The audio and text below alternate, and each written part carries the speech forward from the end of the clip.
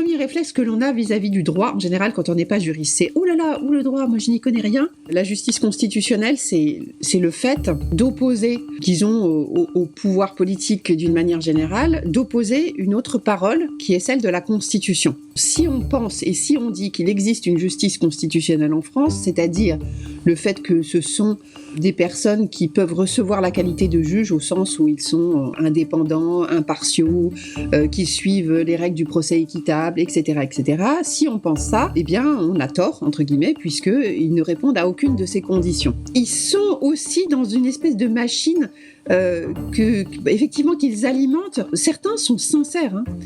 C'est ça le problème.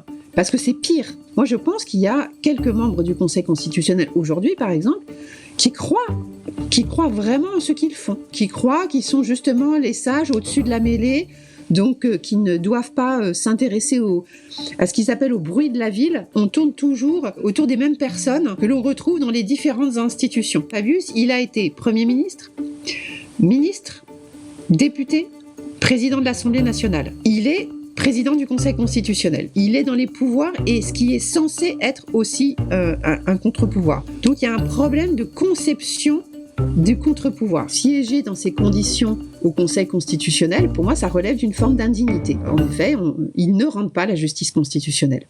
Amis du café, amis de la police, amis du Conseil d'État, des lois bien faites et de la démocratie en berne, bonjour à tous. Amis des néons en grève, bonjour. Attention, je vais appeler notre invité qui a un joli prénom. Je ne connaissais pas ce prénom. Bonjour Laureline Fontaine, c'est bien vous ? C'est bien moi. Bonjour David Dufresne. Ah, vous ne trouvez pas que David c'est joli ? Votre avis, vous avez le droit. Ouais, c'est banal, c'est banal. Bonjour. Ouais, un petit peu plus commun, quoi. Un petit peu plus commun. Ouais, non, c'est la première fois que je lisais Laureline, c'est très joli. Vous êtes ici parce que vous venez de commettre un livre qui tombe à point et qui est vachement bien, que j'ai terminé, vous avez vu, là j'ai plein de notes, hein, que j'ai terminé cette nuit. La Constitution maltraitée, anatomie du Conseil constitutionnel. Qu'est-ce qui vous a pris de vous intéresser au Conseil constitutionnel ? Bon, en réalité, ça fait pas mal d'années que je travaille dessus. Mon métier, c'est d'enseigner le droit constitutionnel et de rechercher, d'observer ce qui se passe et on va dire d'écrire, de commenter, de décrypter. Et donc, ça fait quand même un petit moment que je fais ça. Mais c'est vrai qu'il y a une chose que je ne fais pas depuis très longtemps, contrairement à certains de mes collègues, c'est de commenter officiellement dans des papiers les décisions du Conseil constitutionnel. Pourquoi ? Parce que depuis très longtemps, je ne vois pas l'intérêt de commenter des décisions, de les prendre avec sérieux, alors que précisément elles ne me semblent pas sérieuses, et ça, oui. ça fait longtemps que ça dure, en ce sens que elles sont très mal argumentées.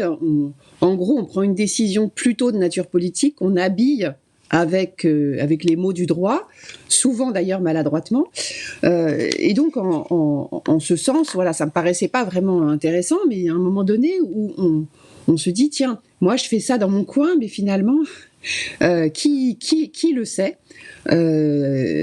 et c'est la raison pour laquelle voilà, j'ai commencé à faire un peu plus que ça, donc avec Alain Supiot qui m'a préfacé. Voilà, on avait commis une tribune en 2017, juste après les élections présidentielles, qu'on avait fait publier dans Le Monde et qui, en gros, disait à peu près en substance ce que je raconte finalement dans ce livre, mais de manière beaucoup plus détaillée. Et on avait écrit un plus gros article dans une revue de spécialistes, la revue Droit Social, pour dire que le Conseil n'était pas une juridiction sociale. Et puis, de toute évidence, ça n'a pas beaucoup intéressé les gens. Voilà, le silence a continué. Et moi, j'ai encore écrit quelques petits papiers. J'ai même poussé jusqu'à écrire un petit papier juste qui a été publié la page d'après l'article de Laurent Fabius, qui aujourd'hui préside le Conseil constitutionnel. C'était dans la revue des anciens de l'ENA. Et donc, dans cette revue dans Ancienne Léna consacrée à la Ve République, aux 60 ans de la Ve, donc il y avait un dossier sur le Conseil, et on m'avait demandé on va dire, d'être la première universitaire à parler du Conseil dans cette revue, juste après Laurent Fabius. Mais là, donc je me suis dit peut-être que ça va commencer un petit peu à bouger. Et puis rien, de nouveau, vraiment un silence incroyable. Et à la faveur de ce que des universitaires l'année dernière ont organisé un gros colloque, très intéressant d'ailleurs, sur la déontologie et la transparence du Conseil, j'ai écrit un gros papier. Et à partir de ce gros papier, eh bien, Alain Supiot, justement, m'a dit écoute, il faut absolument que vous fassiez un livre là-dessus. Il faut que ça devienne une question d'intérêt public. Et c'est ce que j'ai fait. Voilà. Alors, je vois que le chat est déjà parti. Alors là, je vous rassure, Laureline répond à vos questions que vous soulevez là en ce moment. Et je pense que vous allez être passionné par la discussion parce que en fait on se rend compte qu'on a été, en vous lisant, qu'on a parfois été un brin naïf ou un brin faussement naïf, mais peut-être que le faussement on savait pas jusqu'à quel niveau. On va parler de ça. Je voudrais faire une petite introduction quand même pour dire que partout, à droite comme à gauche, le Conseil constitutionnel est appelé à la rescousse, tel le saint des saints, une garantie sur facture que notre démocratie serait encore démocratie. Avec les prétendus sages de la rue de Montpensier, dont vous parlez de cette formulation extrêmement médiatique et combien elle joue dans notre appréciation du Conseil, on y reviendra. L'équilibre des pouvoirs finirait toujours par triompher. Manque d'indépendance, d'impartialité et même de courage. Laureline Fontaine, c'est vous venez nous dire vos griefs contre l'institution et ce que le livre ne dit pas. C'est pour ça que je vous ai laissé faire. Le livre ne dit pas, ou alors j'ai pas trouvé, qui vous êtes. En fait, vous êtes professeur de droit constitutionnel, de droit public et constitutionnel à Sorbonne Nouvelle. Figurez-vous que ça apparaît nulle part. Si, je crois. Alors dites-moi où, parce que... Attendez. En fait, là, quand vous ouvrez, c'est juste ici. La vache, ah ouais. Juste là. Ah bah ouais, d'accord. Donc, ah oui, c'est vrai, pardon. Et vous avez mis. Oh bah alors là, bravo. Bravo le gars. Ouais, enfin, cela dit, bon, c'est pas grave. Cela dit, normalement, tout ce qui est dépôt légal, c'est à part. Enfin, bon, c'est pas grave. Allez, on a gratté une page. Excusez-moi. Donc, Maxime mea culpa. C'est la seule page que j'ai pas lue. Et vous animez le blog le droit de la fontaine.fr. Je voudrais quand même qu'on raconte, parce que ça me semble très important, avant de dire qui siège aujourd'hui au Conseil constitutionnel, c'est l'histoire de ce Conseil constitutionnel qui date de 1958, évidemment avec la Constitution, et qui n'est pas au départ du tout pensé pour ce qu'il va devenir, ce qu'il est aujourd'hui, ce que l'on attend de lui, et évidemment... On vous écoute d'autant plus avec attention aujourd'hui que le 14 avril, dans quelques jours, le Conseil constitutionnel va peut-être rendre service à certaines personnes en shootant ou non la loi sur la réforme des retraites. Oui, alors la France a de toute évidence, c'est depuis longtemps un problème avec la justice constitutionnelle. Ça a été déjà très difficile de l'introduire en France. La justice constitutionnelle, c'est le fait d'opposer, notamment aux législateurs, disons au pouvoir politique d'une manière générale, d'opposer une autre parole qui est celle de la Constitution. Alors évidemment, ça suppose de croire dans la vertu ou dans les vertus possibles de la Constitution, ce qui est aussi un débat que je n'aborde qu'à la fin du livre, parce qu'il faut bien comprendre que mon livre, c'est vraiment l'idée que, voilà, si on pense et si on dit qu'il existe une justice constitutionnelle en France, c'est-à-dire le fait que ce sont des personnes qui peuvent recevoir la qualité de juge au sens où ils sont, alors on le reverra, indépendants, impartiaux, qui suivent les règles du procès équitable, etc., etc. Si on pense ça, eh bien, on a tort, entre guillemets, puisqu'ils ne répondent à aucune de ces conditions. Bon. Donc en gros, c'est un peu la matrice du livre. Mais l'idée de la justice constitutionnelle, au départ, c'est ça. C'est opposer une parole au pouvoir politique, qui est la parole de la Constitution, qui est censée incarner les valeurs fondamentales, les principes fondamentaux qui qui sont pour nous déterminants dans la cohésion politique et sociale. Donc c'est ça le principe. La justice constitutionnelle a commencé à être organisée en Europe à partir, en gros, des années 20 du XXe siècle. Et puis ça a continué à se diffuser. Au sortir de la guerre, on a notamment les pays qui avaient connu des périodes autoritaires fortes, comme l'Allemagne ou l'Italie, qui ont aussitôt la libération, organisé une justice constitutionnelle pour précisément empêcher que le pouvoir politique, à l'avenir, ne puisse porter atteinte à un certain nombre de droits fondamentaux. Et d'ailleurs, les constitutions allemandes et italiennes, par exemple, ont une liste assez importante de droits fondamentaux, et elles chargent une cour constitutionnelle de les faire respecter par les pouvoirs publics. La France ne fait pas ça au sortir de la guerre, elle ignore le principe, et puis en 1958, donc elle institue quand même ce qu'on appelle un conseil constitutionnel. Alors déjà, le terme de conseil indique qu'on ne va pas tout à fait faire une cour, c'est un peu sur le modèle du Conseil d'État, c'est-à-dire qu'il est là pour conseiller le pouvoir, plus finalement que pour le contrôler. Son rôle de départ, c'est de faire en sorte que le Parlement ne puisse trop empiéter sur les pouvoirs de l'exécutif, c'est-à-dire du président et du gouvernement, parce que l'expérience de la 4e République, où l'Assemblée connaissait des majorités politiques très volatiles, qui faisaient et défaisaient les gouvernements constamment. On a en moyenne, je crois, un gouvernement tous les 9-10 mois sous la 4e République, et on a pensé que c'était pas du tout une bonne chose pour gérer les affaires de l'État, pour gérer la décolonisation, etc., ou ce qui c'est appelé ensuite décolonisation. Donc on a dit il faut un pouvoir exécutif fort et il faut empêcher que le Parlement ne puisse affaiblir ce pouvoir exécutif. Donc on va instituer cette instance-là pour dire au législateur quand il peut agir et quand il ne peut pas agir. Donc c'est pour ça que pendant longtemps on l'appelle le chien de garde de l'exécutif. Voilà, c'est ce que j'allais vous dire, c'est page 27, désigné comme le chien de garde de l'exécutif, et vous rappelez bien donc ce que vous venez de dire, mais vous le dites autrement dans le bouquin, que au départ, le Conseil constitutionnel, il est institué par la Constitution de la Ve République en 58 comme simplement chargé de protéger le pouvoir exécutif. Je le redis pour ceux qui arrivent, c'est-à-dire que c'est le copain, quoi. C'est le copain du président, pour le dire autrement. La réalité, c'est que les premières personnalités nommées sont effectivement toutes liées de manière personnelle, soit politiquement, soit en relation avec la résistance, avec la période de la résistance, au général de Gaulle. Donc ça, c'est la réalité du Conseil lorsqu'il est créé. Alors même d'ailleurs que le général de Gaulle n'est pas celui qui nomme tous les membres du Conseil. C'est une répartition entre le président de la République, le président du Sénat et le président de l'Assemblée nationale, qui nomment chacun 3 membres.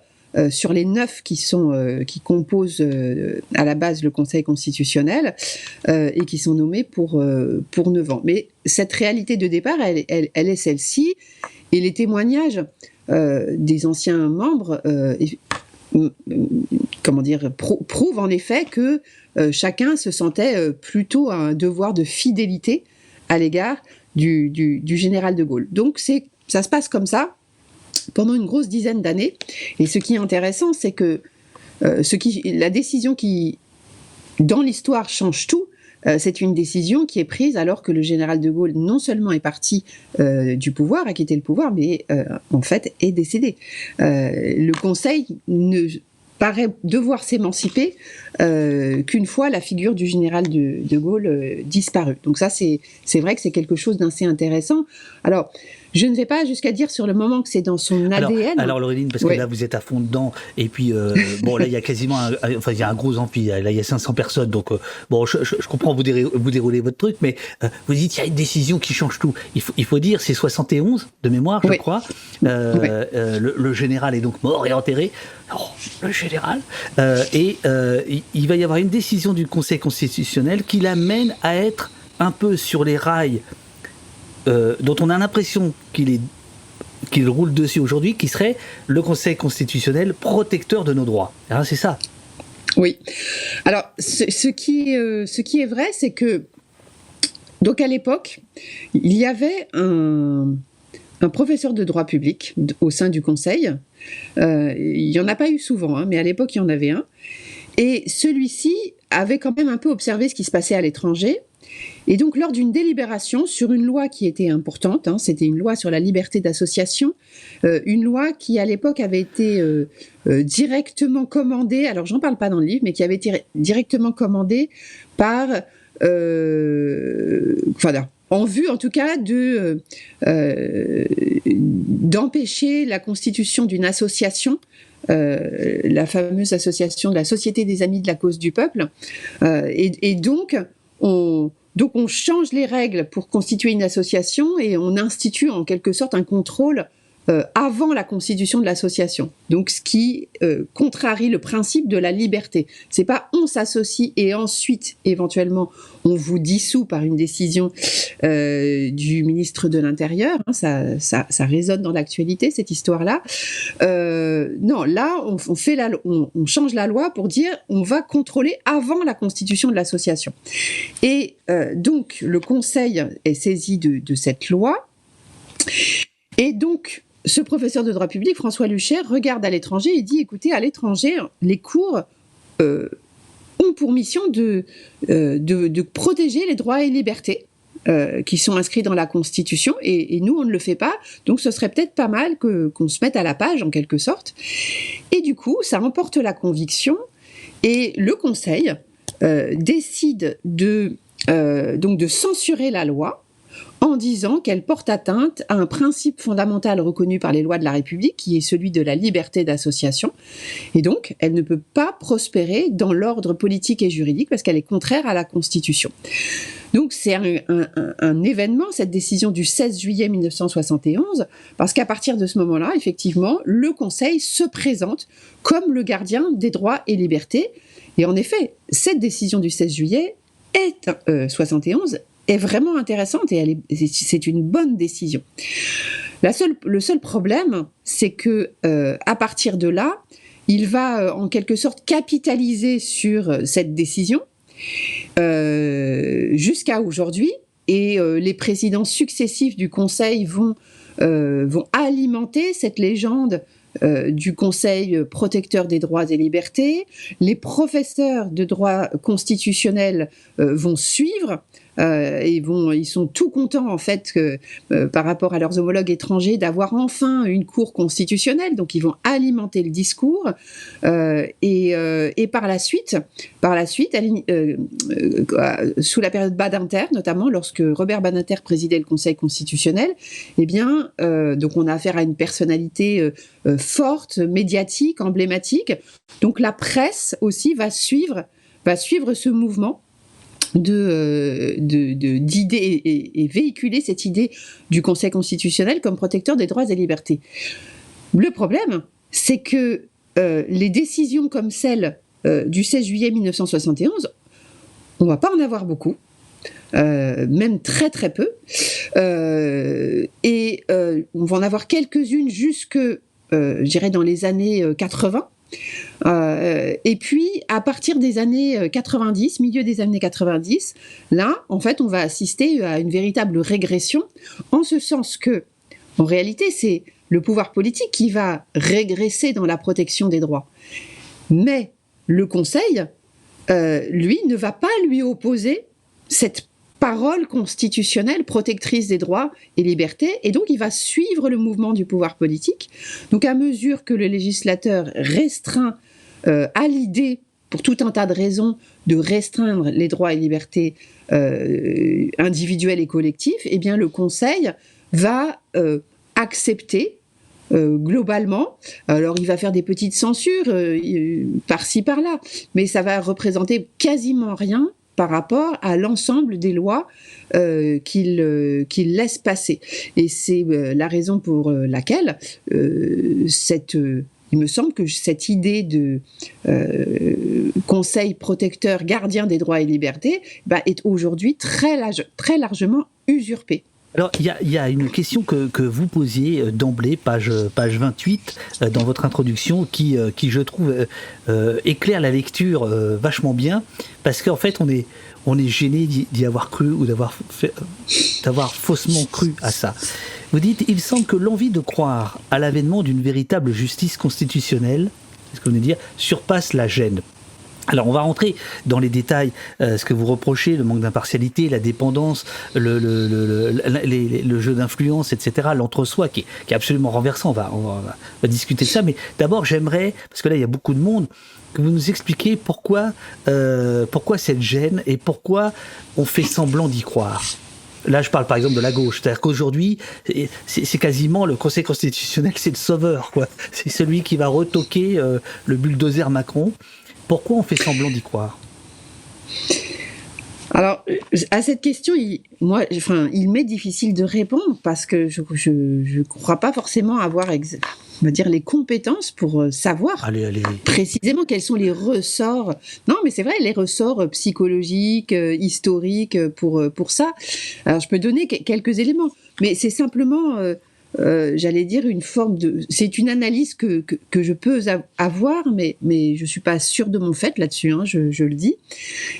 Ce que je constate dans beaucoup d'autres domaines d'ailleurs que celui du Conseil constitutionnel, parce que j'ai un champ de recherche qui est quand même beaucoup plus large, c'est qu'en effet, on aime beaucoup se raconter des histoires, en ce sens que pour vivre au quotidien, mais pour vivre comme chercheur, pour vivre comme politique, pour vivre comme journaliste, eh bien, on a besoin d'y croire. On a besoin de croire qu'il existe des choses qui sont bien, qui sont positives.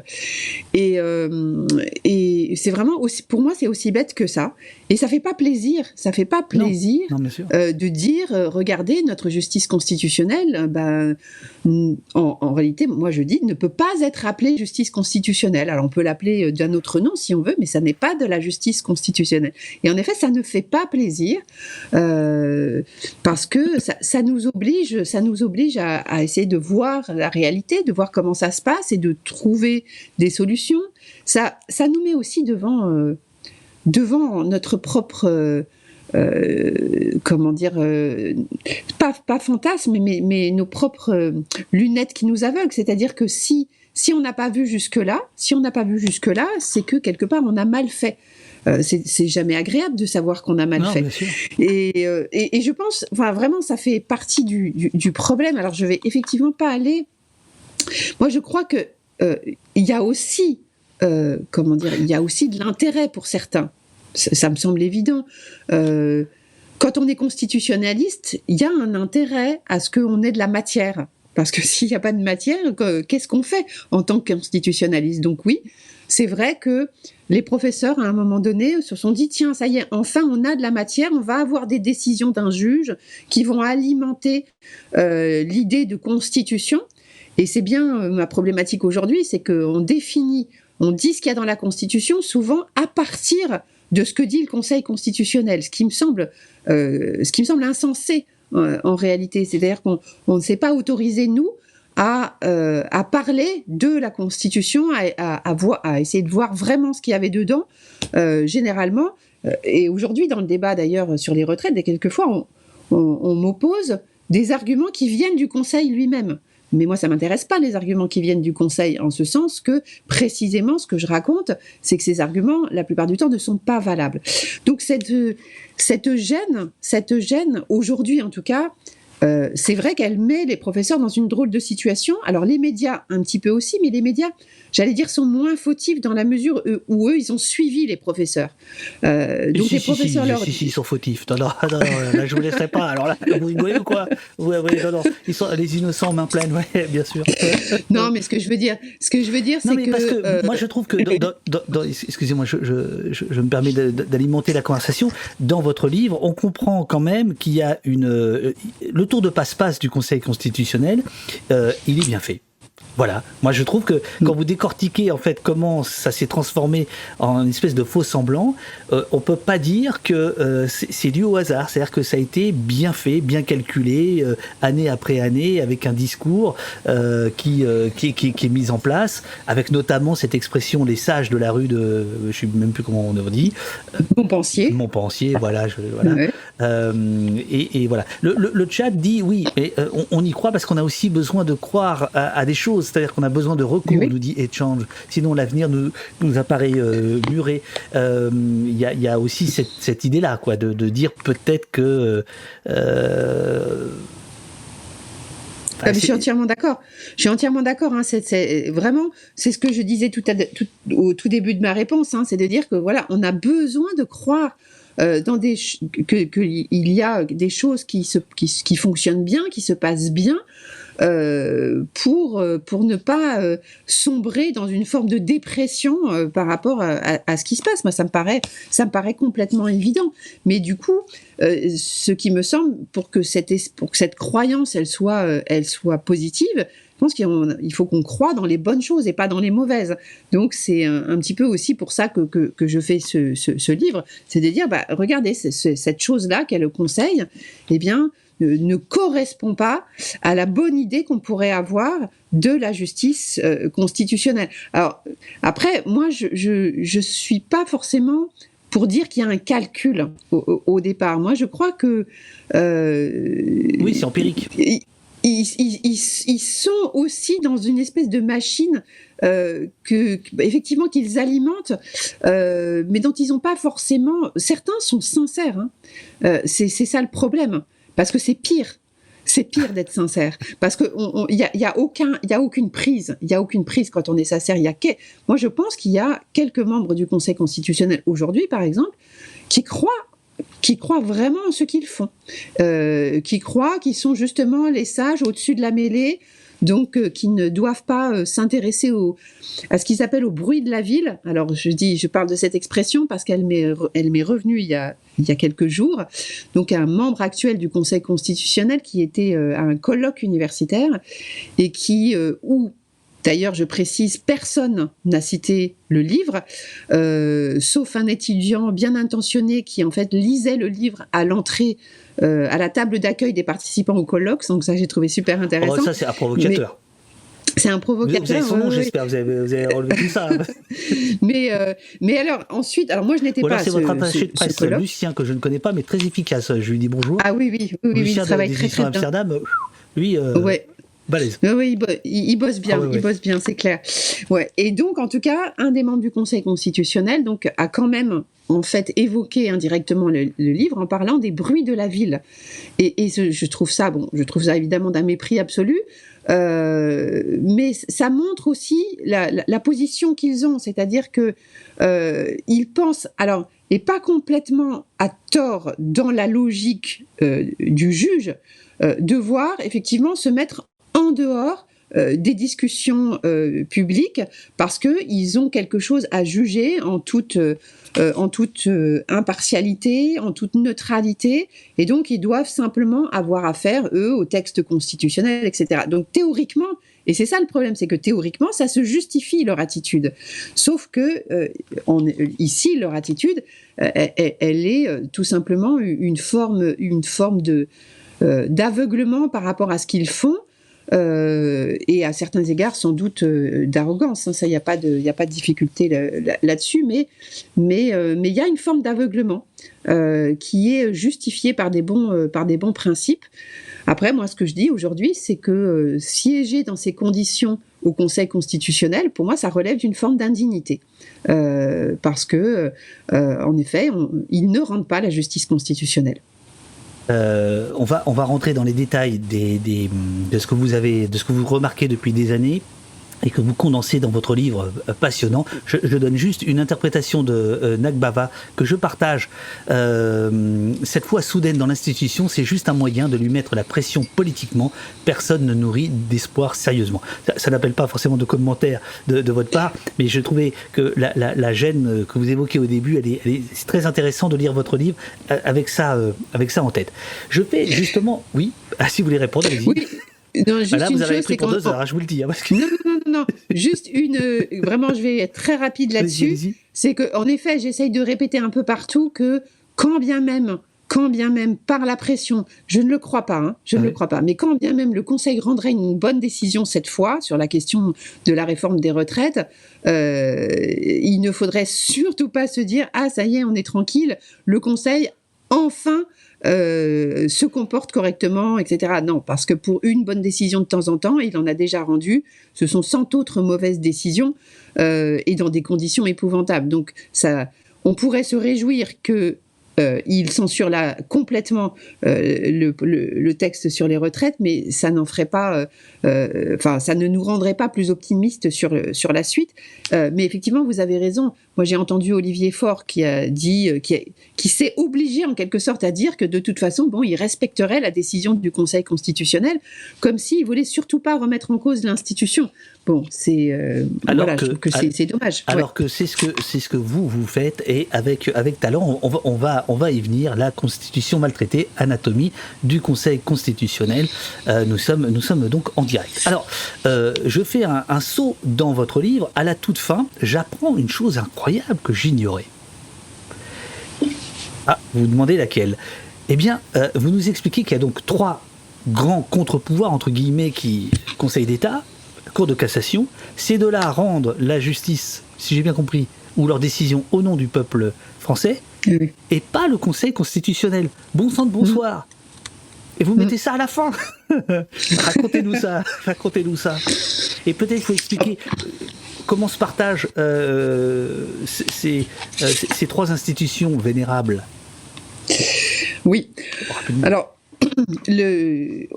la France, encore une fois, se singularise par le fait qu'elle a 2 ordres, ce qu'on appelle 2 ordres de juridiction. Alors je dis la France, mais ça existe aussi dans d'autres pays qui ont répété le modèle napoléonien, à savoir par exemple la Belgique ou l'Italie. Donc on a d'un côté les juges qui appliquent un droit qui a un rapport avec les institutions et les pouvoirs publics. Donc ça, c'est l'ordre administratif. Et donc, on a plusieurs degrés de juridiction. En bas, on a les tribunaux administratifs. Ensuite, on a les cours administratives d'appel. Et tout en haut, le Conseil d'État.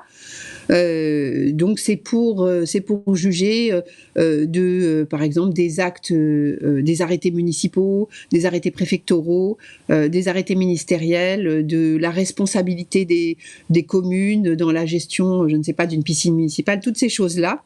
Voilà, tout ça c'est l'ordre administratif, et en dernier lieu on a le Conseil d'État qui harmonise, comme on dit, qui harmonise l'interprétation de ce droit. Et puis on a la Cour de cassation d'un autre côté, qui, elle, a un rapport avec le droit privé, en quelque sorte, ce qu'on appelle le droit privé, le droit qui s'applique dans les relations entre les personnes privées.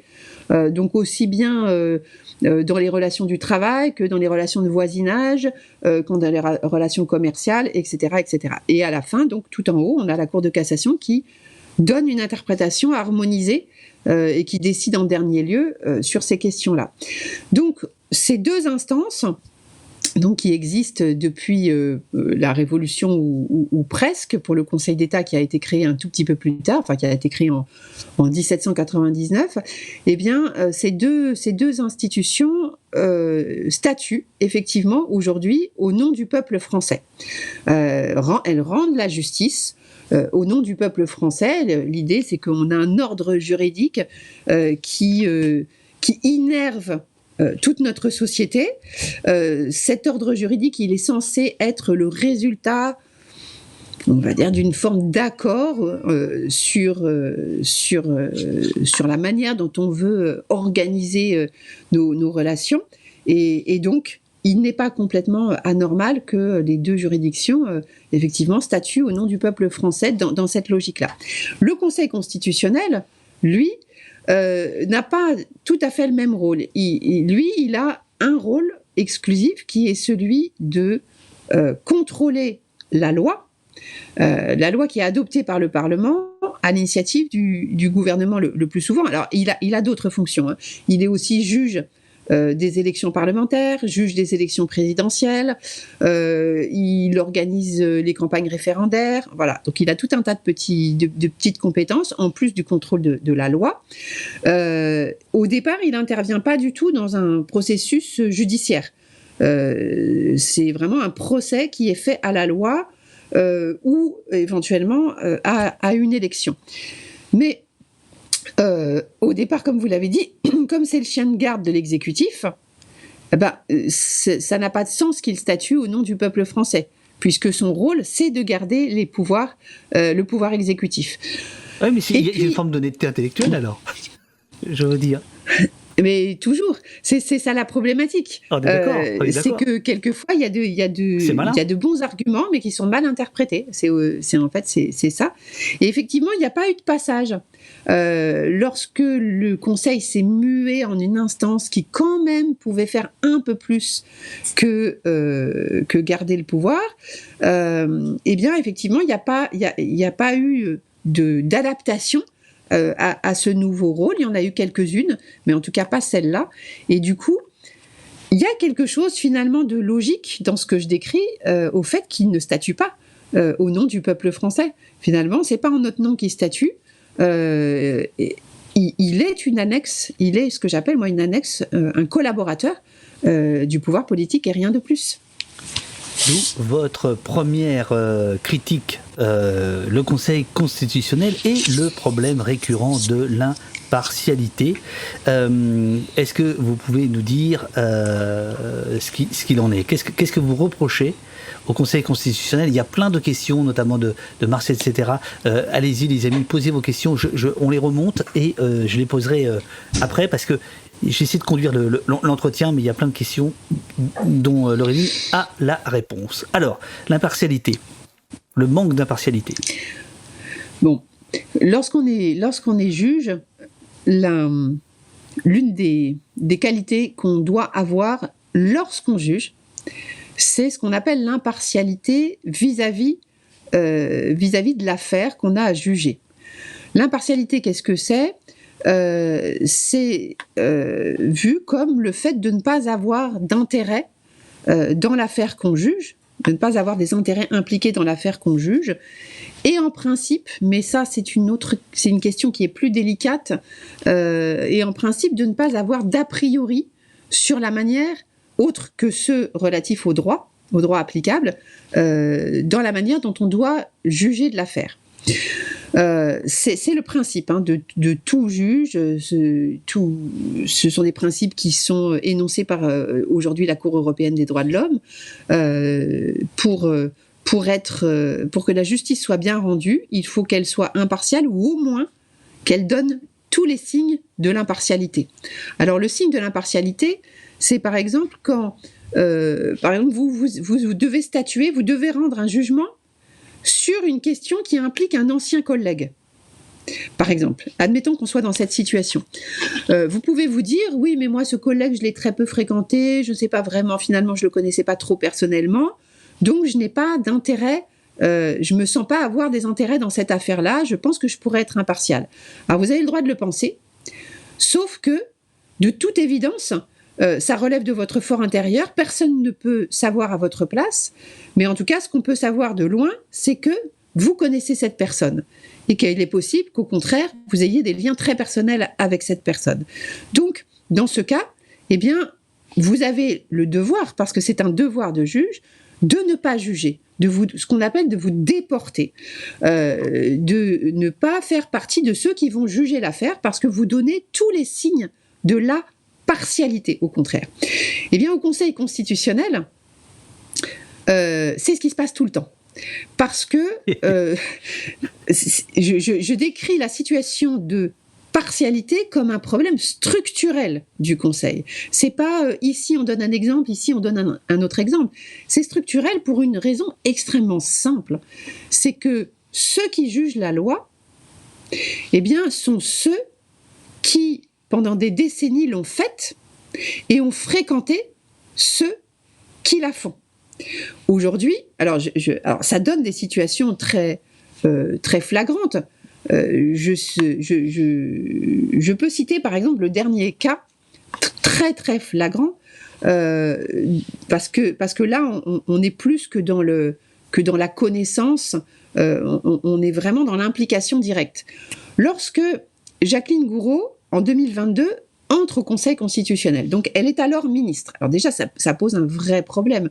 C'est rarissime à l'étranger que quelqu'un rentre dans une cour constitutionnelle alors qu'il est ministre. Donc, elle est ministre en exercice, on la nomme au Conseil constitutionnel. Donc, en quelques jours, elle passe de celle qui prend l'initiative de la loi à celle qui va juger la loi. En quelques jours. Ok.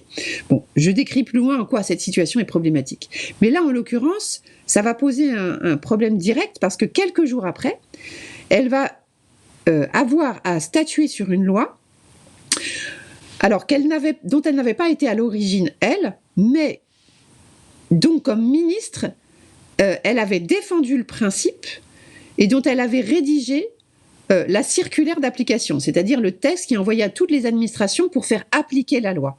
C'est elle qui avait rédigé cette circulaire. Donc, et elle avait défendu le principe de la loi qui était un peu problématique parce que c'était une loi qui limitait le droit de recours contre les permis de construire. Donc il y avait eu beaucoup de bruit autour de cette loi parce qu'on considérait que c'était une garantie fondamentale qui était un petit peu siphonnée. Donc elle défend le principe, elle envoie à toutes les administrations un texte pour dire voilà comment il faut appliquer la loi.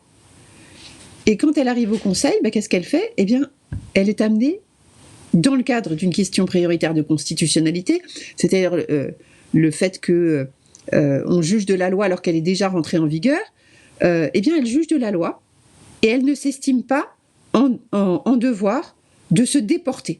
Donc là, on a vraiment un cas vraiment flagrant de partialité, ou au moins d'apparence de partialité, mais je pense que ça va au-delà, parce que quand on défend une loi, comment est-ce qu'on peut dire je vais être impartial ensuite pour juger de sa constitutionnalité ? Ça paraît évidemment absurde à n'importe qui.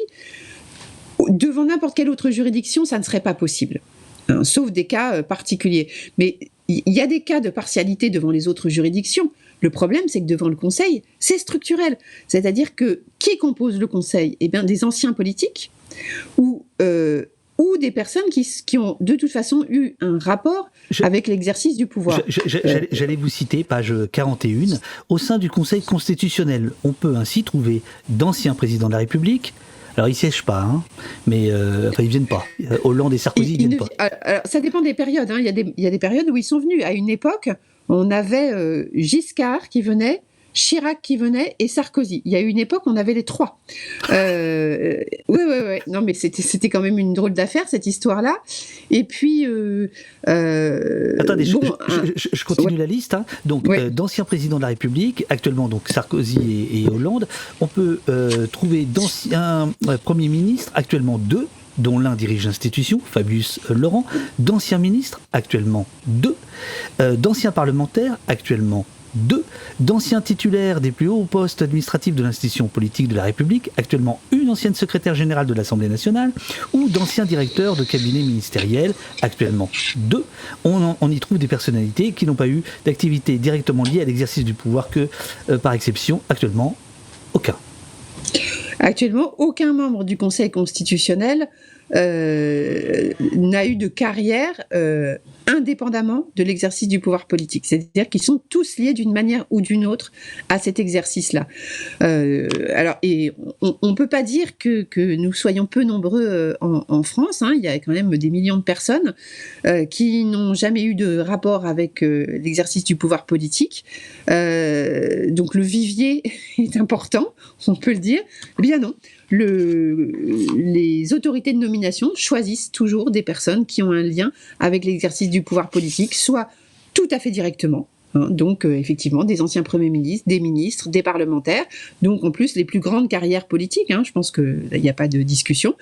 Et puis quand même, on s'abaisse à nommer ici un directeur du cabinet du Sénat, ici un directeur du cabinet du garde des Sceaux, et éventuellement, une administrative dans la personne de la secrétaire générale de l'Assemblée nationale, mais vous voyez bien ce qu'il y a de problématique dans cela, au regard de la mission du Conseil constitutionnel, encore une fois, je le précise. Sa mission, c'est d'opposer une autre parole que la parole politique. C'est quand même ça, hein, j'insiste vraiment beaucoup là-dessus. La parole constitutionnelle, bien sûr, c'est une parole politique au sens fort, évidemment, mais c'est une autre parole que celle des majorités politiques successives. C'est pas la même. C'est pas la même chose et c'est pas le même travail. Ouais. D'ailleurs, c'est ce que vous démontrez à la fin du livre. Je pense que c'est le message que vous voulez faire passer, c'est que le Conseil constitutionnel rend avant tout des décisions politiques et très rarement des décisions constitutionnelles. C'est-à-dire que vous dites que dans ces, alors je ne sais pas si on dit des attendus, mais enfin dans ces décisions, il est peu question de la Constitution, mais on est plus dans un rapport purement politique et un rapport de force purement politique. Disons que la sensibilité de ceux qui composent le Conseil, elle est politique. Ils pensent politique. Ils ont toujours pensé politique. Alors, je donne peut-être un petit exemple. Je donne toujours le même, mais il me paraît tellement représentatif. Lorsqu'Alain Juppé auditionne, hein, parce que j'en profite pour dire, par exemple aux États-Unis, lorsqu'on auditionne pour être à la Cour suprême, alors même si les États-Unis ne sont pas forcément un très bon exemple au regard de ce qui se passe ces derniers mois, oui. Mais les juges auditionnent pendant 2, 3, 4, 5 jours devant le Sénat, après qu'il y ait eu une enquête du FBI, une enquête du fisc, une enquête d'une agence sur la déontologie des membres du pouvoir, et les sénateurs donc les interrogent, on va dire, de manière très forte, très musclée parfois, sur plusieurs jours, sur leur conception de la Constitution, sur leur conception de la fonction de juge, sur leur vie personnelle. Il y a vraiment, tout est passé en revue. En France, ça dure entre 1h et 1h30, l'audition. Donc déjà, il y a un petit gap. Il n'y a aucune enquête qui est faite, aucun complément d'information qui peut être demandé, contrairement à ce qui se passe aux États-Unis. Et les auditions se passent dans une ambiance de connivence, de complaisance. Hein. C'est largement documenté. Il suffit d'aller voir de toute façon les comptes rendus, ou même ces auditions ont été filmées, donc il suffit d'écouter. Ça prend pas longtemps, 1h, 1h30. Donc encore une fois, c'est assez tranquille. Et on voit que bon, il n'y a pas de les enjeux ne paraissent pas très très grands. Moi, c'est surtout ça qui me surprend, c'est que les enjeux ne paraissent pas grands. Et donc, lors de son audition, devant, il me semble, la commission de l'Assemblée nationale, Alain Juppé donc invoque une première fois son droit à l'oubli concernant la condamnation dont il avait fait l'objet et qu'il avait condamné à 1 an d'inéligibilité quand même. Donc ça c'est dans les commentaires que je vois souvent dans les comment dire, sous les entretiens qui sont publiés dans les journaux ou sur les médias que j'ai faits, je vois souvent qu'il est fait allusion au fait qu'au Conseil il y a des repris de justice. Alors on parle de Juppé évidemment, on parle de Fabius et de l'affaire du sang contaminé, etc. C'est vrai que ça peut poser problème simplement. Entre nous, moi j'aime pas du tout cette expression repris de justice, mais c'est pas grave. Même pour oui, non, mais moi non plus. Mais c'est pour dire, c'est ce que je vois souvent. Mais en ce moment, en direct, le chat parle de ça en disant mais voilà, mais en plus on demande pas d'afficher sa probité. Il y a des gens qui surveillent la Constitution, qui ont été condamnés. Alors il y a plein de cas. Il y a plein de cas qui sont donnés. Oui. Et disons que c'est indépendamment de l'affection qu'on peut ou ne pas avoir pour les personnes qui composent le Conseil constitutionnel, ça paraît effectivement déjà problématique que on puisse siéger alors que, par exemple, on a été condamné dans une affaire politique. Hein, encore une fois, ça interroge quand même sur la manière dont on conçoit la fonction. Donc alors, en tout cas, lors de son audition, Juppé invoque son droit à l'oubli à propos de sa condamnation, et quelques instants plus tard, il invoque aussi, et il le dit explicitement, il dit là aussi on peut parler de droit à l'oubli, lorsque est évoquée la question de ses connaissances en droit constitutionnel. Et donc, il parle de ses cours de droit constitutionnel et de droit administratif qu'il a eu à Sciences Po quand il était jeune, donc c'est-à-dire des décennies avant. Et il dit, là aussi, on peut parler d'un droit à l'oubli, donc avec un petit sourire. Donc, ça fait rire tout le monde. Et d'ailleurs, dans le compte-rendu de l'audition écrit, entre parenthèses, à la fin de sa phrase, il y a marqué « sourire » avec un S en italique pour dire, voilà, tout le monde sourit. Voilà, smiley, c'est marrant, finalement. C'est le smiley façon Conseil constitutionnel. Sourire. Voilà, c'est ça. Donc, il va siéger au Conseil constitutionnel, il n'y connaît absolument rien à la Constitution, mais c'est pas grave, c'est presque drôle. Alors, vous voyez, moi, je dis, comment peut-on prendre au sérieux des personnes qui font ça? C'est-à-dire des personnes, voilà, qui nomment dans ce qui est faussement appelé parfois une cour constitutionnelle, des personnalités qui ironisent sur leur connaissance en droit constitutionnel. Alors oui, c'est drôle, voilà, c'est très drôle, mais moi, si je trouve que si on prend la justice constitutionnelle sérieux, eh ben non, ça n'est pas drôle. Voilà, c'est simplement ça que je dis. Vous parlez à plusieurs reprises de maisons de retraite, sous-entendu de gens qui ont eu leur carrière politique. Vous parlez même à un moment donné de club privé. J'ai bien aimé cette expression. Et le chat vous propose de parler d'endogamie constitutionnelle. Est-ce que vous diriez ça? Et je voulais aussi vous parler du cas, page 55, du fils de Laurent Fabius, mais en fait, le chat l'a fait lui-même. S'il n'y avait pas une connivence entre Victor Fabius, président de McKinsey, pour le Conseil sur le pass vaccinal, et Laurent Fabius, président du Conseil constitutionnel. J'en parle d'autant plus facilement que c'est quelque chose que vous évoquiez vous-même, page 55. Mais d'abord, endogamie constitutionnelle, est-ce que vous êtes d'accord avec ça? Et sur le cas, puisqu'on est toujours sur l'impartialité, sur le cas Fabius père-fils, qu'est-ce qu'on pourrait en dire? Alors, sur l'endogamie constitutionnelle, il est vrai que, je parlais tout à l'heure d'un vivier, il est vrai qu'il y a un petit vivier, on peut parler d'entre-soi, où en fait on tourne toujours autour des mêmes personnes que l'on retrouve dans les différentes institutions. Bien entendu, si on reste par exemple sur le cas Fabius, dont on va ensuite parler pour une autre problématique, mais si on reste sur le cas Fabius, il a été Premier ministre, ministre, député, président de l'Assemblée nationale. Il est président du Conseil constitutionnel. Donc il a, si vous voulez, il est dans les pouvoirs et ce qui est censé être aussi un contre-pouvoir. Donc il y a un problème de conception du contre-pouvoir.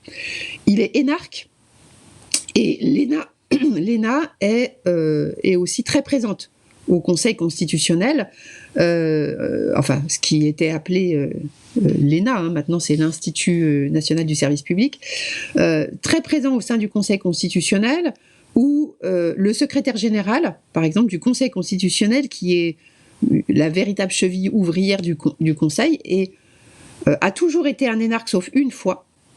Et ce secrétaire général peut même ensuite devenir, juste après avoir été secrétaire général du Conseil, secrétaire général du gouvernement. Et ce qui est intéressant, c'est que quand un secrétaire général du Conseil devient secrétaire général du gouvernement, et bien en fait il reste au Conseil, parce qu'ensuite c'est lui qui vient expliquer la loi votée à l'initiative du gouvernement devant le Conseil constitutionnel. Donc ça tourne comme ça en permanence. Il n'y a pas longtemps, donc alors ça c'est l'endogamie à l'intérieur, on va dire, des fonctions politiques et publiques, mais on a depuis quelques années maintenant, là aussi c'est très documenté dans le cadre du pantouflage, on a aussi une endogamie avec des institutions privées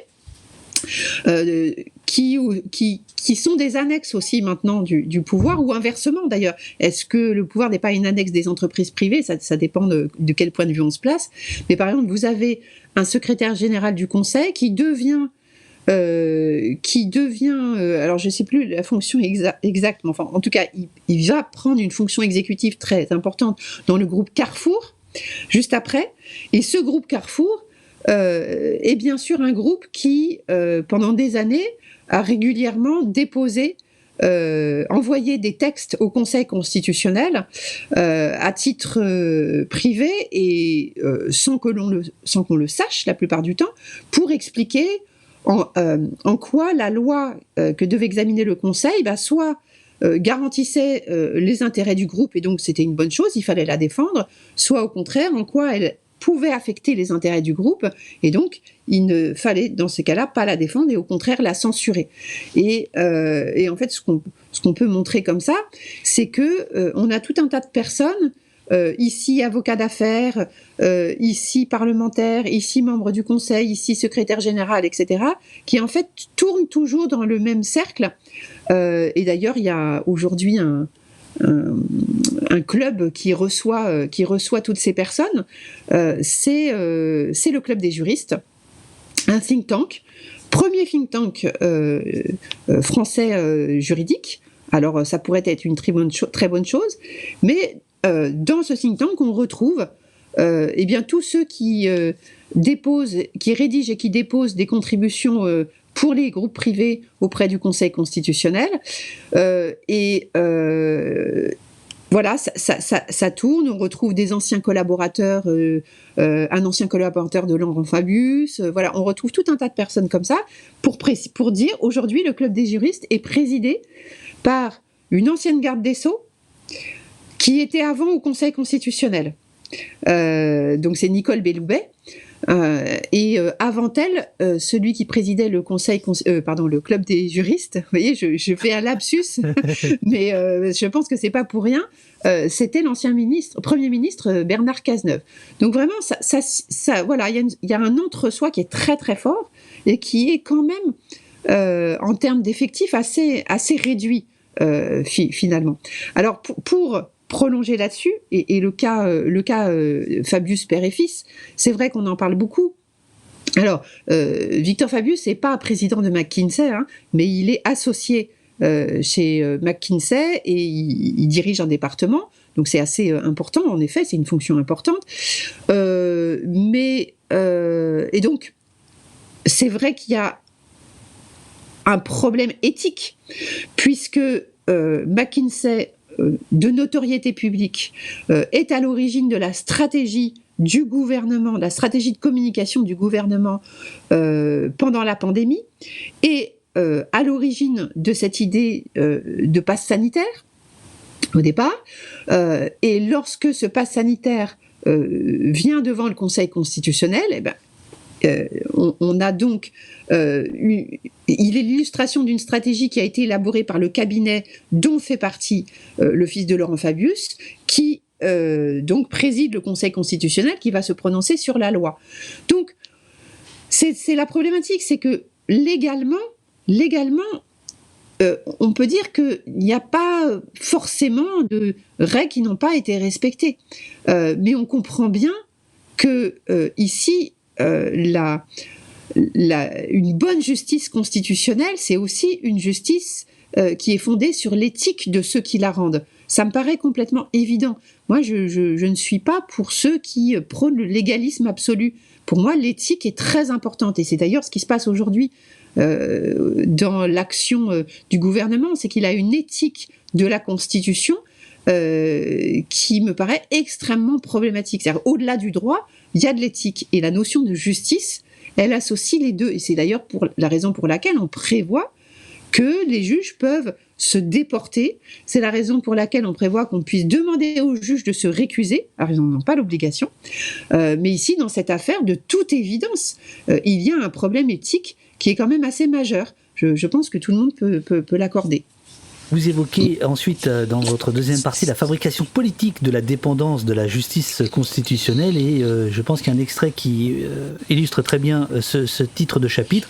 Les membres du Conseil constitutionnel, page 66, écrivez-vous, en France se recrutent par un procédé assimilable à la cooptation, voire à un simple système de récompense de la carrière politique.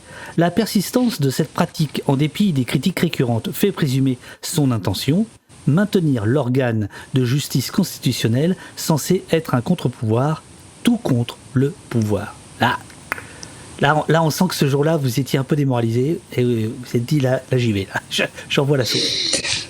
C'est tout votre livre, là, en fait. Oui. Non, moi, je suis pas démoralisée. Hein.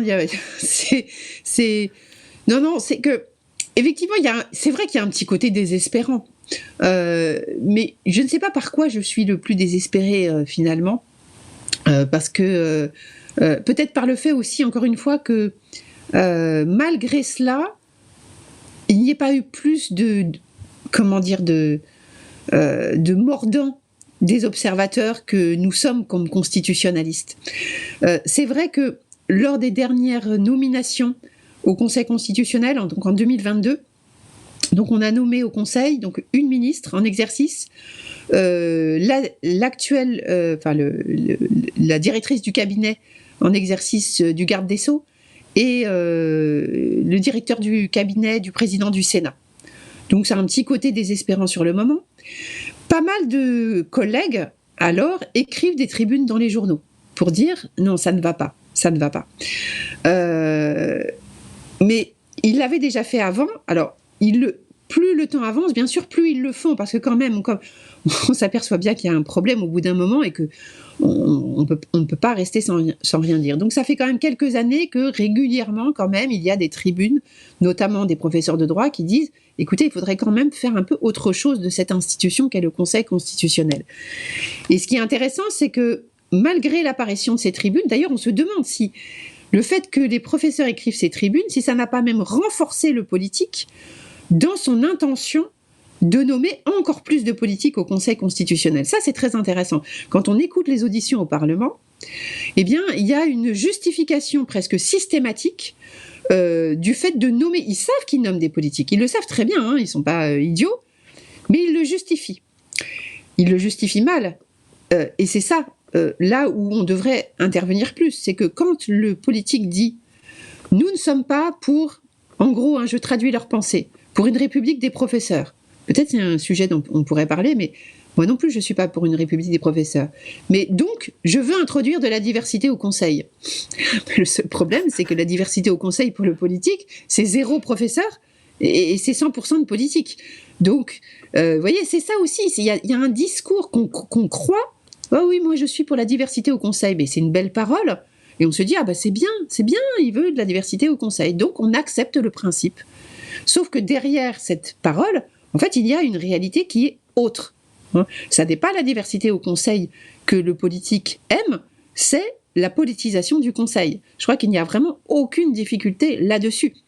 C'est-à-dire que la réalité est celle-ci. Mais Laureline, oui. Quand vous dites ça, et d'une certaine manière, je pense que la médiatisation de votre livre, qui est vraiment très bien, c'est-à-dire que vous avez des papiers partout, c'est-à-dire que je pense que...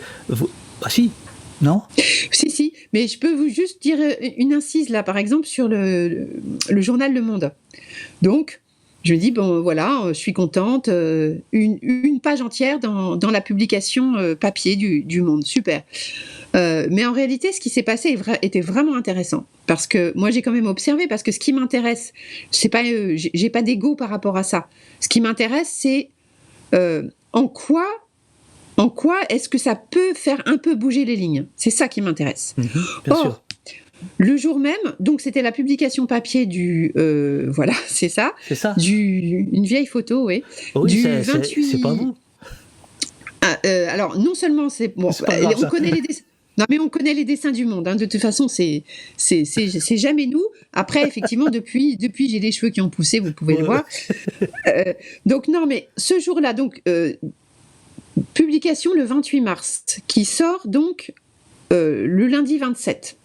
Sur le web, ce qui est le plus regardé, sur le web, l'entretien n'est pas apparu toute la journée. Il est apparu par épisode. Il n'était pas sur la une toute la journée. Okay. De temps en temps, il y était. Première idée. Donc de temps en temps seulement. Là où d'autres tribunes qui ont été écrites juste avant et d'autres qui ont été écrites juste après sur le Conseil constitutionnel et qui disaient pas tout à fait la même chose que moi, apparaissaient en une toute la journée et ensuite les jours qui ont suivi. Donc ça m'a beaucoup interrogée, parce que je me suis dit, le Monde peut se vanter de m'avoir donné la parole, mais en réalité la parole, il me l'a pas tant donnée que ça.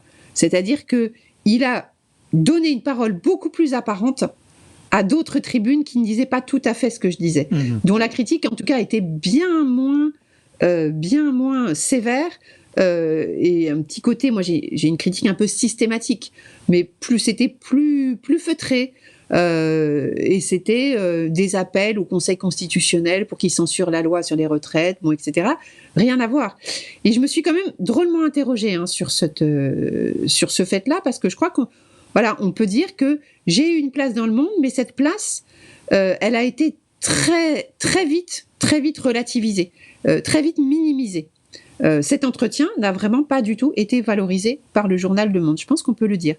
Et ça, oui, ça m'a interrogée. Après, bon, voilà, c'est la réalité, c'est qu'effectivement, j'ai quand même pas mal de médias, donc c'est une bonne chose de toute façon. Non, ce que je veux dire, mais je me suis demandé entre le moment où on a convenu du rendez-vous et aujourd'hui, j'ai vu beaucoup de papiers arriver, je me suis dit, tiens, le livre, moi j'ai essayé de voir les choses positivement, votre livre agit comme un révélateur, c'est une espèce d'épiphanie, tout d'un coup, tout le monde se rend compte que, attendez, on est en train de parler d'une institution absolument essentielle, en tout cas qui est annoncée comme essentielle, et qui marche mal, ou qui est sous influence, qui est partial, et ainsi de suite. Donc voilà, moi je vois le bon côté. Mais le mauvais côté, c'est que pas le mauvais côté, comment dire, quand on nous rabat les oreilles à longueur de journée en nous disant que nous ne sommes pas républicains, quand on critique le fonctionnement de la République, vous donnez du grain à moudre à ces gens-là. Vous êtes une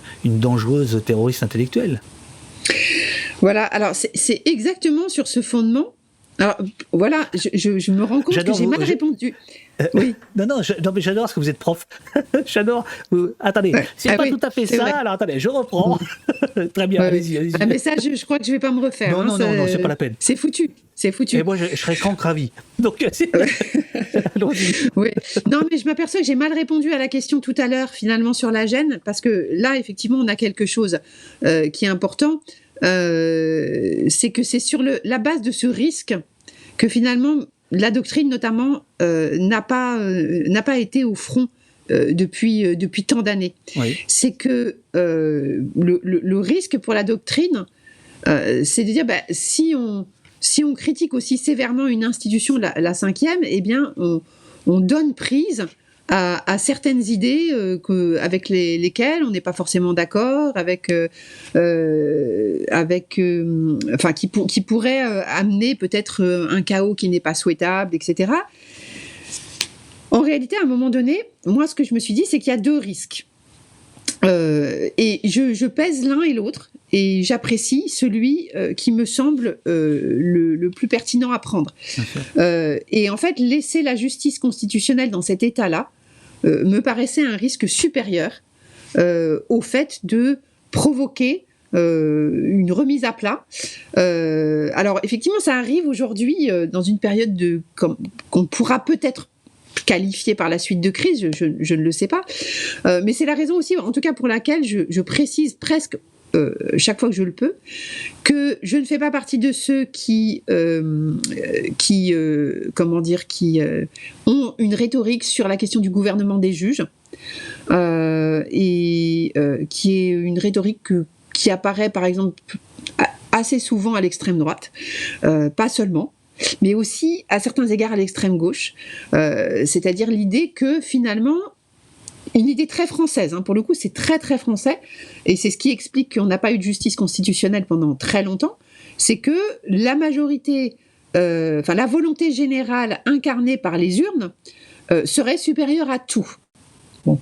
Et c'est justement le principe d'une constitution que de dire que non, c'est pas supérieur à tout, en ce sens qu'il y a eu une autre parole juste avant, plus fondamentale encore, qui est celle du pacte social et républicain, qui consiste à dire dans notre pays la liberté ça compte, dans notre pays le principe d'égalité ça compte, dans notre pays la solidarité ça compte, etc., etc., et que Donc, ça n'est pas parce qu'une majorité a été élue à un moment donné, qu'elle peut remettre en cause ses principes.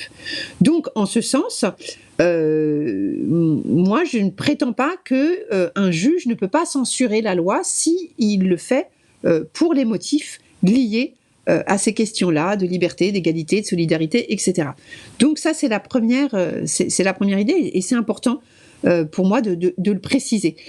En sachant qu'en réalité, mon livre est presque encore au départ en deçà de cette problématique. Je dis simplement, si on dit qu'il y a une justice constitutionnelle et que la notion de justice et de constitution, ça veut dire ça, ça et ça, mais ben moi je vous dis non, il n'y a pas de justice constitutionnelle. Le propos du livre au départ, c'est ça même, c'est même en deçà de ce dont je parlais à l'instant. Donc, mais du coup, cela dit, c'est vrai, ce qui m'intéresse, moi, dans ce qui s'est passé par rapport aux médias, c'est que j'ai des médias qui vont de tous les côtés. C'est-à-dire que ça intéresse, c'est un sujet qui intéresse tout le monde, apparemment. Donc ici, un papier sur Figaro Donc, quand vous dites tous les côtés, vous voulez dire droite et extrême droite.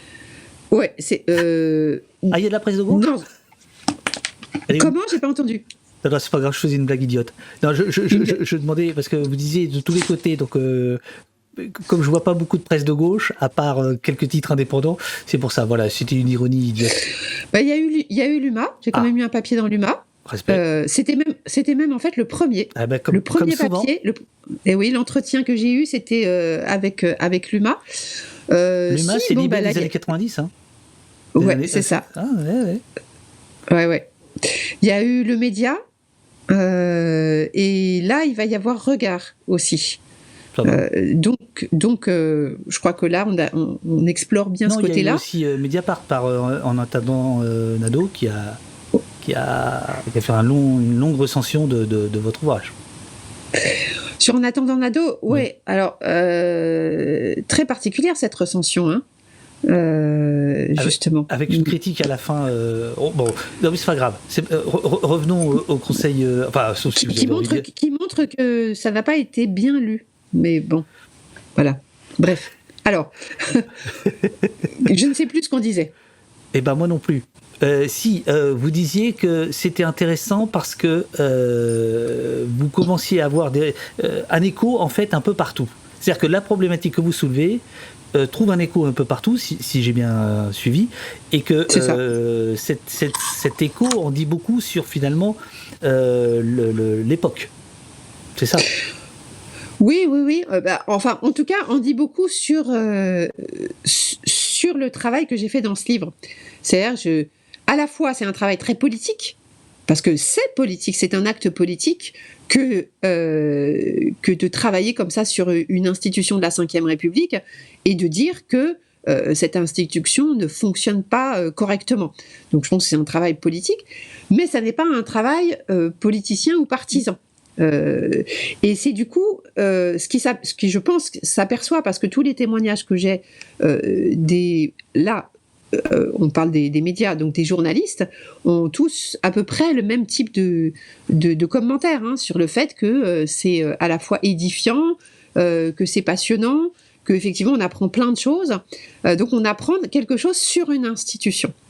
Et donc nécessairement qu'on soit de tel ou tel côté du spectre politique, quand on apprend quelque chose sur une institution, c'est transpolitique, quoi, en quelque sorte.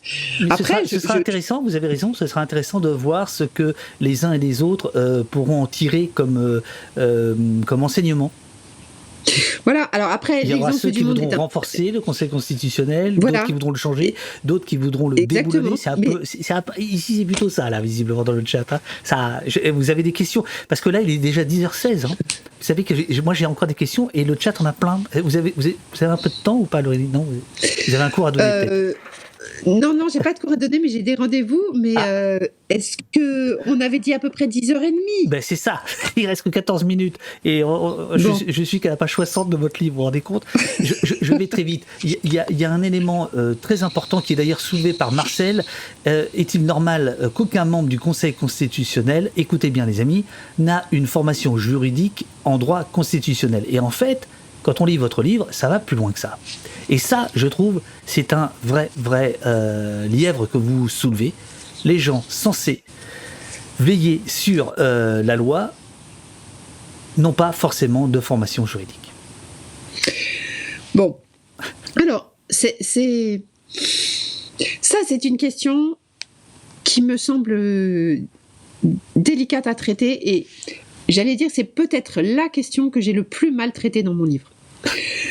Je vous explique, parce que il peut y avoir une incompréhension sur mon intention. Oui. Alors, la réalité, c'est qu'en effet, actuellement, par exemple, il y a une seule personne au Conseil constitutionnel qui a une vraie formation de juriste et une expérience de juriste. C'est Véronique Malbec, qui est magistrate. Alors, d'ailleurs, sa carrière a été plutôt celle d'une magistrate, d'un procureur, plutôt que d'un juge, puisqu'on fait la différence entre les deux. Et une expérience significative dans ce domaine. Après, elle a aussi eu beaucoup d'expérience dans l'administration de la justice, donc c'est un tropisme qu'on reconnaît très bien, c'est-à-dire qu'à un moment donné, on sort de la fonction judiciaire elle-même et on va exercer des postes de direction, ici ou là, en lien avec la justice, pour terminer directrice du cabinet des gardes des Sceaux. Donc ça, c'est assez intéressant. Mais en tout cas, il n'y a qu'elle qui a une formation de juriste. Alors, ce que je dis dans le livre, c'est que c'est une situation qui fait exception dans le monde. C'est la réalité.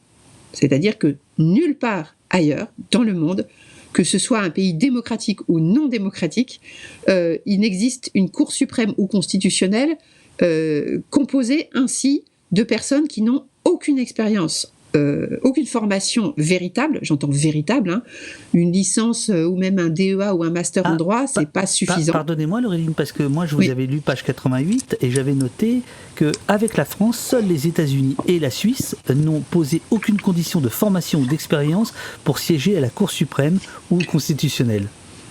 En fait, ce que je dis, c'est que ces deux pays, avec la France, les États-Unis et la Suisse, n'ont effectivement posé aucune condition, mais ça ne signifie pas que les autorités qui nomment les juges dans ces tribunaux ne nomment pas des juristes. Ils nomment des juristes. C'est-à-dire qu'au tribunal fédéral en Suisse, il n'y a que des juristes, quand bien même il n'y a aucune condition posée en ce sens au départ. Aux États-Unis, il n'y a que des juristes, quand bien même il n'y a aucune condition posée en ce sens au départ. En France, il n'y a aucune condition, mais en plus, les autorités de nomination donc se servent de cette liberté pour nommer des gens qui n'ont pas de compétences juridiques. Alors à ce point, donc c'est une situation unique dans le monde. Il n'y a que la Cour constitutionnelle belge qui a une petite... qui se singularise aussi parce qu'il y a la moitié de juristes et la moitié de parlementaires. C'est une condition qui est posée. Bon. Mais vous voyez, on a encore la moitié de juristes. Bon. Alors, à partir de là, il y a deux choses que je voudrais préciser. Au regard des enjeux des lois, la compétence en droit constitutionnel n'y suffirait pas. Je pense que s'il faut des juristes, il faut qu'il y ait aussi des juristes spécialisés en droit fiscal, en droit pénal, en droit commercial, etc. Parce que les lois intéressent ces questions-là. Donc, et depuis quand même maintenant déjà pas mal d'années, les personnes qui sont spécialisées dans ces domaines-là savent ce qu'il y a dans la Constitution, savent aussi le problème, ce que dit le Conseil constitutionnel à propos du droit fiscal, à propos, etc. Donc, être spécialisé en droit constitutionnel, ça voudrait dire avoir une sorte d'omniscience par rapport à tout ce qu'il y a dans la Constitution, par rapport à tout le droit, en fait. Donc, il faudrait, si on pense qu'il faut des juristes, il faudrait que ces juristes soient très divers eux-mêmes dans leur savoir et dans leurs compétences. Ensuite, la deuxième idée, c'est est-ce qu'il faut forcément que des juristes ? Et là, je vous avoue que moi, je suis plutôt hostile à cette idée, mais c'est vrai que je crois que je ne l'ai pas précisé dans mon livre.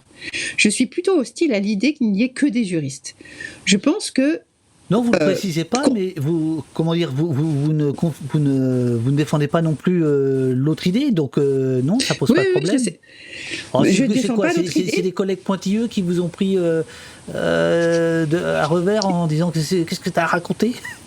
Non, pas pour l'instant, parce que je vous avoue que j'ai pas encore beaucoup de retours de collègues, très Très très peu. Qu'est-ce que Oui, c'est oui. que ça? Mais je vous en parlerai peut-être.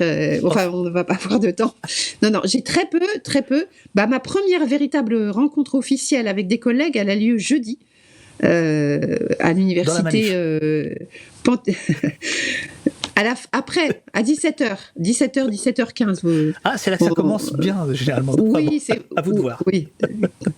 Ça dépend dans quel sens ça commence bien. Bon. À vous de voir. Bon, on a donc non, très peu, quelques retours en off, bien sûr, j'en ai ici ou là, mais vraiment très très peu de retours officiels pour le moment. Donc en tout cas, effectivement, je défends pas officiellement cette idée, mais au regard de ce que je dis, on pourrait penser que je la défends. Je concède ça à ceux qui me lisent quand même. Donc en tout cas, moi, je défends pas ça. Je pense qu'il faudrait vraiment penser une cour constitutionnelle de manière beaucoup plus large, c'est-à-dire beaucoup plus diversifiée, et professionnellement et socialement. Je pense qu'il y aurait un intérêt. D'ailleurs, il y a 9 juges aujourd'hui. Je pense qu'on pourrait facilement monter à 15 ou 20. Pas plus, parce qu'après, la discussion est impossible. Mais je pense qu'il y aurait matière vraiment à ouvrir, professionnellement et socialement, je le répète, avec cette problématique du rôle des juristes. Parce que quel est le premier réflexe que l'on a vis-à-vis du droit, en général, quand on n'est pas juriste? C'est « Oh là là, le droit, moi je n'y connais rien, donc je vous laisse dire ce qu'il en est. » Généralement, on se met en retrait par rapport au savoir juridique lorsqu'on n'est pas juriste. Et ça, c'est un vrai problème d'appropriation. Moi, je pense que tout le monde doit s'approprier le droit. Et lorsqu'il y a des juristes dans une assemblée et qu'il est question de droit, eh ben, entre guillemets, ce sont les juristes qui sont amenés à faire la loi. C'est-à-dire à dire, voilà de quoi il s'agit. Or, les juristes, vous savez, ils sont aussi partisans parfois, c'est aussi des politiques parfois, et ils peuvent avoir une version du droit qui est la leur, mais qui n'est pas forcément toujours pertinente, ou en tout cas qui peut se discuter. Et je pense qu'il faut faire attention au rôle que l'on va donner aux juristes dans ce type d'assemblée. Je pense qu'il en faut, ça me semble vraiment l'évidence. Mais il faut concevoir les choses de telle sorte qu'ils ne fassent pas la loi au premier sens du terme. Je ne sais pas si je me fais bien comprendre. Si, bien sûr. Mais on est quand même effaré par le manque d'expertise, finalement. Voilà. En fait, par le manque de culture. Et, oui, alors voilà. Ils n'ont pas de culture juridique, politique et historique. Vous parlez même, page dramatique. 141, de pauvreté intellectuelle. Enfin, vous y allez, quoi. Ah, c'est pas moi, hein. C'est pas moi. C'est un ancien membre du Conseil constitutionnel. Je sais, mais que vous citez. Je fais exprès. Oui, mais je sais. Mais je me cache derrière lui en disant, c'est pas moi qui dis pauvreté intellectuelle. C'est ça, exactement. Alors, rapidement, alors là, tout le monde me dit il faudrait qu'elle revienne, il faut une deuxième convocation de Laureline au poste, etc. On verra si vous avez le temps, mais ce serait effectivement avec plaisir. Durdenov, par exemple, suggère l'idée de citoyens tirés au sort qui pourraient venir siéger. Est-ce que ça vous paraît une bonne idée? Donne la papate, lui vous demande quel organe de la République pourrait réformer le Conseil. Est-ce que c'est le Conseil constitutionnel qui pourrait s'auto-réformer, ou est-ce qu'il y a une autre instance, ou est-ce qu'il faut changer de République?